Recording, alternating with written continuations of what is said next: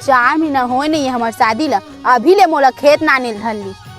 ए दादा ये रोपा लगाई मोर कन्या टूट जाई तैसे लगथे अम्मा। काय कन्या उन्हें टूट गया कहीं थच रही, सब तोरे कारण तो हो है। लगा रोपा का मोरे कारण है वो? तोर कारण हो तब काखर कारण है। सबो बनिया लाए आम के खेत में भेज दे रही, अब खोजो बनिया नहीं मिला थी। चल लगा तो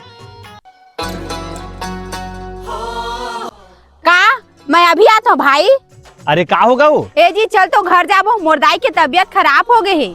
ऐसे कैसे खराब होगा वो दिन तक गिरे तब बढ़िया रही। मैं नहीं जानो जी, मोला लेग ना दाई कैसे करत हो ही। आज कैसे जाबो वो? आज तो खेत में धान लगा थे, अब अजय तोर दाई की तबीयत खराब होना रही। का मतलब आजे खराब होना रही? मोला तो पहले ही पता है मोर दाई दादा तो दुश्मन है तेला। जाना रे छोड़ के आ जाबे, काल लगा ले वो धान ला। हाँ ले चल ना जी, एक नजर देख लेते। ओखा भतीजा पोरा बर मईके भले मत भेजबे। ले चल रे भाई चल। जाए बर तो जात हस रे, औ कब आबे? ठीक हो ही तो आहू जी, अब जात हो तो कालीचे थोड़ी आ जाऊँ। ए रे महारानी जा, तोर घर आ गए।